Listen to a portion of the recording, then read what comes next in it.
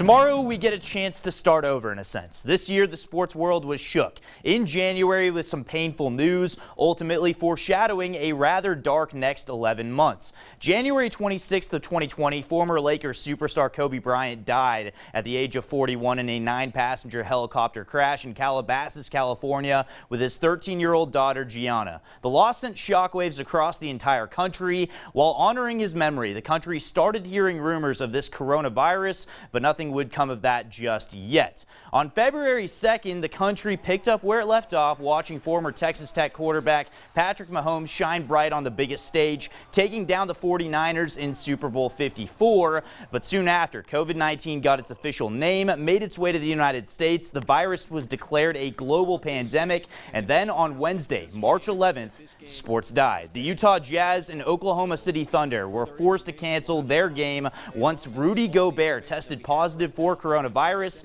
and shortly after, the dominoes began to fall. Cancellations across all sports leagues, including the NCAA tournament, where the ASU men and women were primed to make a run for the second consecutive year. So Max Preston and I decided we had to think outside of the box to make you at home have something to look forward to during this tough time.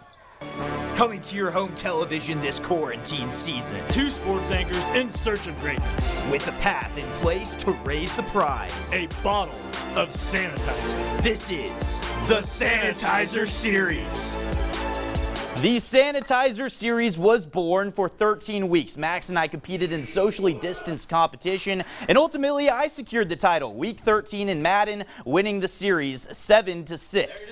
And outside of Dak Prescott's gruesome season-ending ankle injury Week 5, well, at least things were starting to look up elsewhere. High school football and sports in general were making their way back, with classes 6A and 5A starting a month later in football than classes 4A down. Finally, we were feeling some sort of normality in a year of uncertainty. The NBA was back and successfully played in a bubble, with the LA Lakers winning in a year that hit their franchise the hardest, losing Kobe Bryant.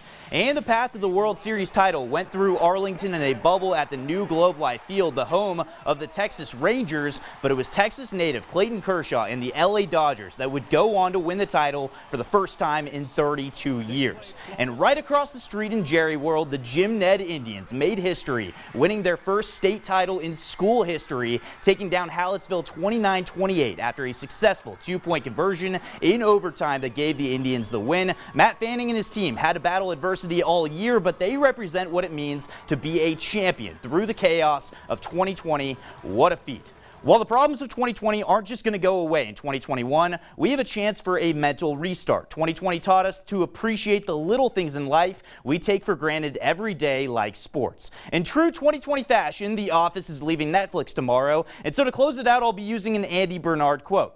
I wish there was a way to know you're in the good old days before you've actually left them. Remember to appreciate the small things in life, and in 2020, stay safe, everyone. Happy New Year. Back to you, Bob. All right. Thank you, Dusty. Some very, very good words there to inspire us into the new year.